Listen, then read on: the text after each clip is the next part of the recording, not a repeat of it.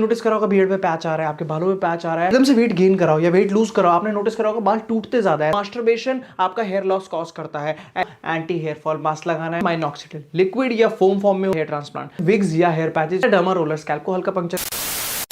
Hi guys, welcome back to my channel. This is Karen एजिंग्रे और on the formal edit आज हम बात करने जा रहे हैं अबाउट हेयर लॉस। ध्यान दीजिए, ये कोई डॉक्टर नहीं है, ना ये कोई टोटके वाले बाबा है जो बोलेंगे लगा लीजिए पेस्ट और सिर पे आ जाएगा खेत। ये एक साधारण यूट्यूबर है जिन्होंने करी है कड़ी रिसर्च और करा है कंसल्ट मेडिकल एक्सपर्ट्स को। और हम बात करेंगे हेयर लॉस की क्या मिथ्स या अफवाहें हैं इंडिया के अंदर जो बहुत ज्यादा चर्चा में रहती है, और क्या इसकी रियल कॉजेस क्या है, इसकी जड़ क्या है जो आपको अर्ली एज में हेयर लॉस होता है, इसको रोके कैसे, अगर डैमेज ज्यादा हो गया है तो बेस्ट कॉस्ट इफेक्टिव ट्रीटमेंट क्या अवेलेबल है इंडिया में।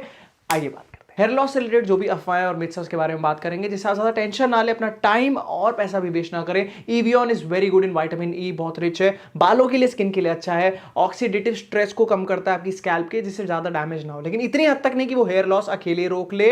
और क्या है, मास्टरबेशन आपका हेयर लॉस कॉज करता है, ऐसा नहीं है। आप सुनिए मेडिकल एक्सपर्ट की जुबानी। नहीं, ना ही इससे हेयर लॉस होता है, ना ही इससे हेयर लॉस बढ़ता है। बट आज तक ऐसी कोई मेडिकल स्टडी नहीं हुई है जिसमें मास्टरबेशन को हेयर लॉस का कारण बताया गया हो। और बहुत लोग बोलते हैं कि लोग इससे अंधे हो जाते हैं। अगर ऐसा होता तो हमारे लड़के टॉयलेट जाने के बाद तो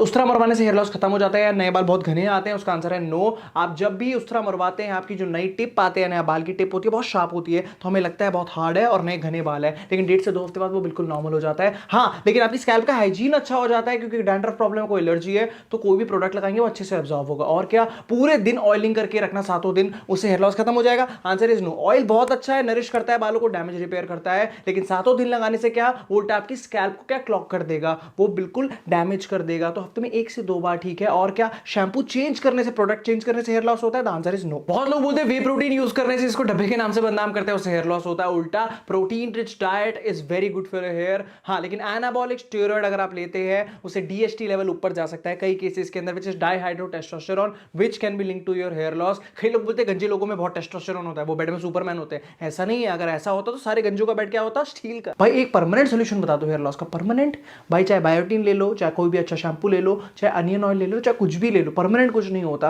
किसी पढ़े लिखे ट्रेनर के पास जाओगे, बोलोगे भाई बॉडी बनानी है, एक एक्सरसाइज बता दो, एक डाइट बता दो, 30 दिन तक लूंगा हमेशा बॉडी बन जाएगी, नहीं ना। जब ढीले पड़ोगे डाइट पे, वर्कआउट में, बॉडी नीचे आएगी, खराब होगी। Same works for your hair. अब मेन कॉजेस क्या है आपके हेयर लॉस के? सबसे पहले जेनेटिक्स, विच रियली मैटर्स। आपके फीचर हो, आपके बाल हो, आपका बॉडी स्ट्रक्चर हो। लेकिन क्या आपके फादर गंजे है तो क्या आप भी गंजे हो जाएंगे? आंसर क्या है, नहीं।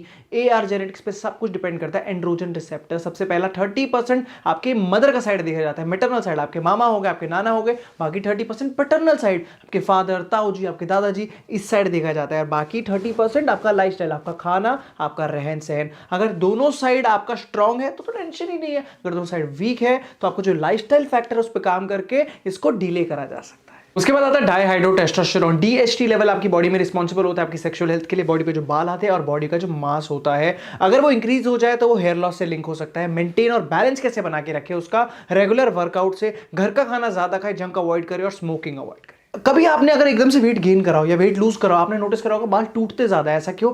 बॉडी मास इंडेक्स जब ज्यादा फ्लक्चुएट होता है, सिग्नल जाता है हेयर फॉलिकल को टू स्टे इनएक्टिव। जब वो इनएक्टिव हो गए तो अपना हेयर लॉस होगा ही। हमने दादा परदादा के टाइम कभी नहीं सुना होगा कि टीनेज हेयर लॉस एक्सपीरियंस हो रहा है। हमारे टाइम पे सबको ज्यादा। ऐसा क्यों? लाइफस्टाइल डिफरेंस बहुत है। वो बात बात पे चलते थे, बात बात पे यहाँ पे स्कूटी और बाइक उठ जाती है। वहां पे क्या था, घर का खाना, कुछ खाने का मन है ज्यादा तो घर पे देसी घी का हलवा बन गया, कुछ बन गया, लेकिन होम कुक्ड होता है। यहाँ पे क्या होता है, बात बात पे स्विगी जोमेटो आ जाता है। वहां पे क्या होता था, वहां पे सोने का टाइम फिक्स, यहाँ पे सुबह सोया जाता है। डैंड्रफ या स्कैल्प एलर्जी होना, उसको लॉन्ग टाइम तक ट्रीट ना करना आपकी स्कैल्प की हेल्थ को खराब करता है, आपके बालों की स्ट्रेंथ को खराब करता है, हेयर लॉस हो सकता है। तो एक तो डाइट अच्छी रखे। अगर डैंड्रफ है तो आगे जाके जो आपको मैं हेयर पैक बताऊंगा तो वो जरूर यूज करें, उसको ट्रीट करें एज सून एज पॉसिबल। और क्या ध्यान रखना है, अपने केमिकल्स और कलर कम रखे, और केमिकल्स लगाए भी हेयर वैक्स या स्प्रे तो उसको उतारना बहुत जरूरी है। कभी नोटिस करा होगा बियर्ड में पैच आ रहा है, आपके बालों में पैच आ रहा है, उसको एलोपेशिया एरियाटा कहते हैं। Auto immune disorder, for example आपकी जो इम्यूनिटी होती है बहुत इंपॉर्टेंट रोल प्ले करती है। अगर बैड वायरस से बचा रही है आपको, लेकिन लाइफस्टाइल और डाइट बहुत ज्यादा खराब है तो क्या करती है, वो आपके गुड सेल्स को डिस्ट्रॉय कर देती है और कभी कभी हेयर फॉलिकल्स को डैमेज करती है। इससे ये हो जाता है। अब इसका सोल्यूशन क्या है? Anti hair fall regime.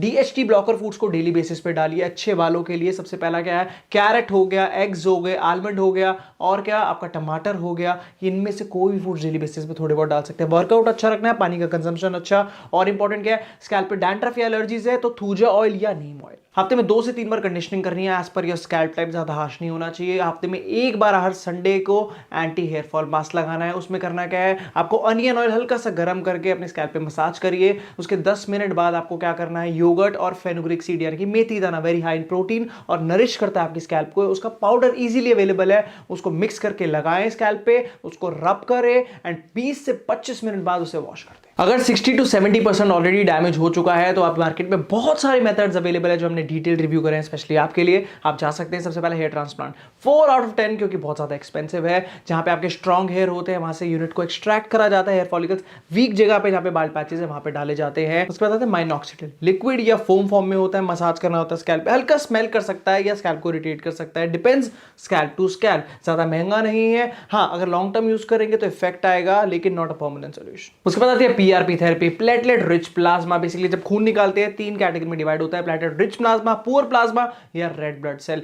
Rich plasma को अलग रखा जाता है सिरिंज में एंड आपको इंजेक्ट करते हैं जहां पे बाल कम हो। बेसिकली वो हेयर ग्रोथ को प्रमोट करता है, बट उसका सक्सेस रेट कितना है, 60% है, नॉट वेरी गुड, और कॉस्ट भी थोड़ा ज्यादा है तो 5.5 आउट ऑफ 10। उसके बाद आती है लेजर थेरेपी, थोड़ी ज्यादा एक्सपेंसिव है और थोड़े साल बाद आपको करानी पड़ेगी, सो नॉट वर्थ इट। उसके बाद आता है डर्मा रोलर, स्कैल्प को हल्का पंक्चर करा जाता है, उससे बूस्ट होता है कोलाजन और आपका हेयर ग्रोथ प्रमोट होती है। और इंपॉर्टेंट क्या होता है, आपको किसी भी डर्मेटोलॉजिस्ट के अंडर करना है, माइनर इफेक्टिव है, हर केस में नहीं हेल्प करेगा क्योंकि आपको डर्मेटोलॉजिस्ट बता सकता है आपका कौन सा नीडल साइज आपके स्कैल्प टाइप के हिसाब से बेस्ट है। उसके बाद आते हैं विग्स या हेयर पैचेस, जिसको कॉस्मेटिक ग्लू से चिपकाया जाता है, अच्छी ग्रिप रहती है, टाइट ऐसे आराम से निकलते नहीं है वो। और क्लिनिक क्या करते हैं, वो हर मंथ टू मंथ इसकी मेंटेनेंस भी करते हैं, साइड से जो ओरिजिनल बाल है वो निकल रहे हैं या बढ़ गए हैं, लेकिन वो इतनी ओरिजिनल फील नहीं आती। 6.5 आउट ऑफ 10। इन सब का बेस्ट सोल्यूशन, स्टार सोल्यूशन पता है क्या है, इन सब में पहले पैसे भी वेस्ट करो, शायद वो परमानेंट हो या ना हो, उसके साइड इफेक्ट हो या ना हो, और क्या वो आप पे नेचुरल लगे ना लगे। बेस्ट तरीका क्या है, उसको ट्रिम करो या शेव करो। इंडिया में अभी भी लोग घबराते हैं, लेकिन वो हटके 100 में से 1 लगेगा